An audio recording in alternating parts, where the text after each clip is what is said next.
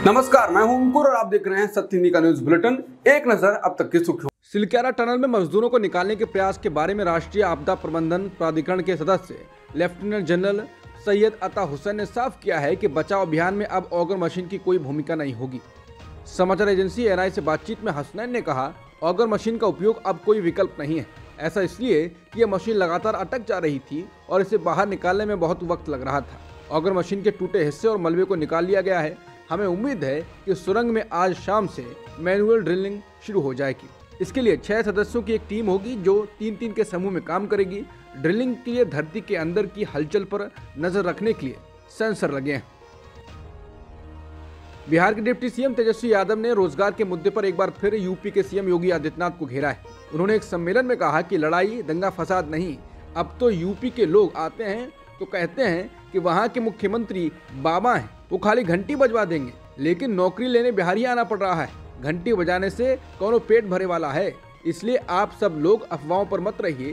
तेजस्वी ने कहा कि मंदिर मस्जिद से पेट नहीं भरता है, ठीक है, आस्था है, भगवान का आशीर्वाद चाहिए, लेकिन पूजा पाठ दिखावे के लिए नहीं होना चाहिए। ये सब दिखावटी करते हैं, दिल में भगवान होना चाहिए, मन में भगवान होना चाहिए। असली श्रद्धा यही होती है। झूठ का टीका लगाकर भगवा पहन लेने और हे हो करने से नहीं होता है।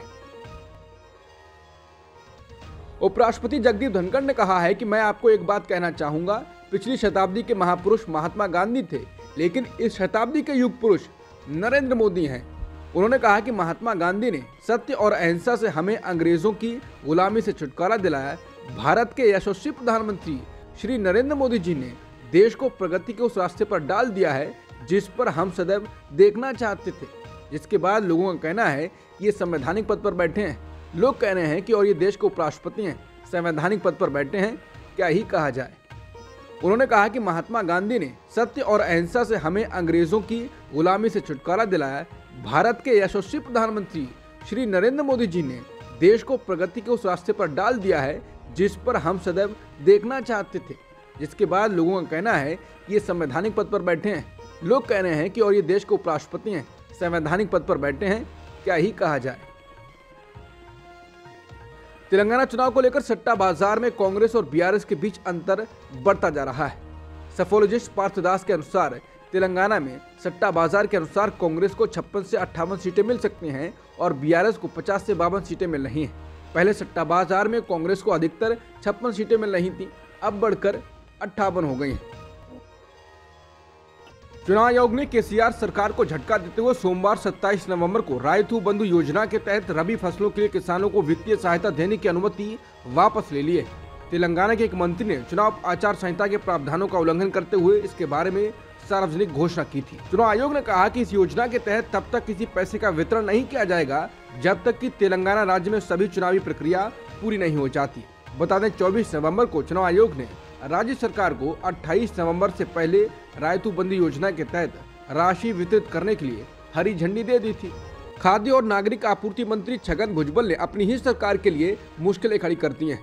उन्होंने मराठों को कुणबी प्रमाण पत्र दिए जाने का विरोध किया है।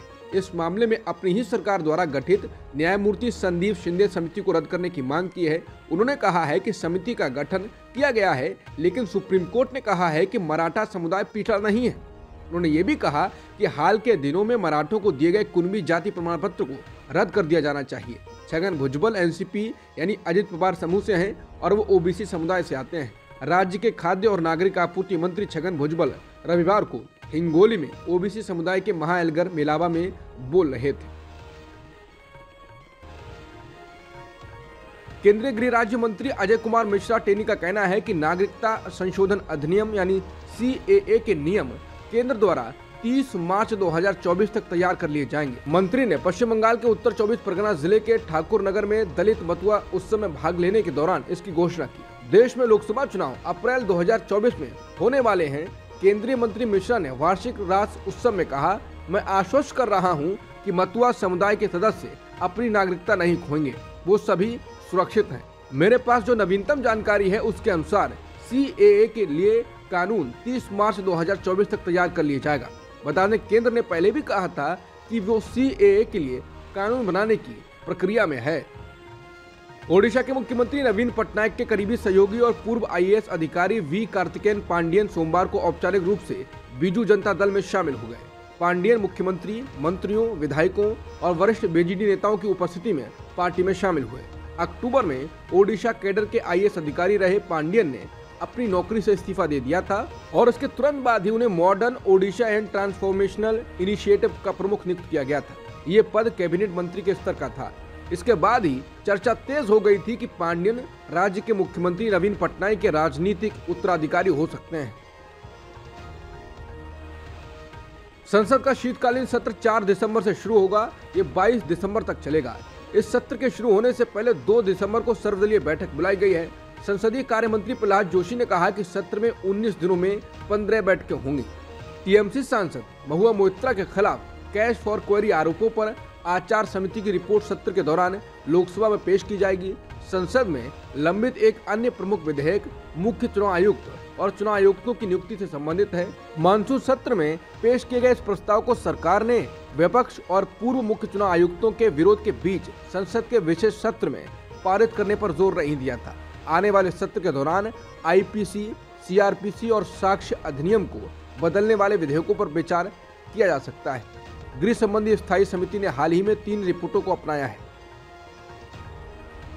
मलेशिया भारत और चीन के लोगों के लिए बिना वीजा के एंट्री देगा और इन दोनों देशों के लोग 30 दिनों तक वहां बिना वीजा के रह सकेंगे। 1 दिसंबर से ये नियम लागू होगा। समाचार एजेंसी रॉयटर्स के अनुसार देश के प्रधानमंत्री अनवर इब्राहिम ने रविवार देर रात पीपुल्स जस्टिस पार्टी कांग्रेस को दिए गए एक भाषण के दौरान ये घोषणा की। हालांकि उन्होंने ये नहीं बताया ये नियम कितने लंबे समय तक लागू रहेगा। हमास युद्ध विराम बढ़ाने पर राजी हो गया है। इजरायल के प्रधानमंत्री बेन्यामिन नेतन्याहू ने भी सकारात्मक रुख दिखाया है, लेकिन अभी दोनों पक्षों की ओर से औपचारिक ऐलान नहीं किया गया है। कल अल जजीरा चैनल के मुताबिक मिस्र, कतर और संयुक्त राज्य अमेरिका 4 दिवसीय संघर्ष विराम को आगे बढ़ाने की कोशिश में जुटे हुए हैं। गजा में इजरायली सेना को संबोधित करते हुए नेतन्याहू ने कहा, हमें कोई नहीं रोक सकता। हालांकि नेतन्याहू ने अमेरिकी राष्ट्रपति से कहा है कि वो हर 10 बंदियों की रिहाई के बदले युद्ध विराम को 1 दिन के लिए बढ़ा सकते हैं। यानी हमास जब तक रोजाना 10 बंधक छोड़ता रहेगा, इजरायल युद्ध विराम बढ़ाता रहेगा। अब तक की सुर्खियों में इतना ही। बाकी खबरों के लिए बने रहिए सत्यहिंदी.com के साथ।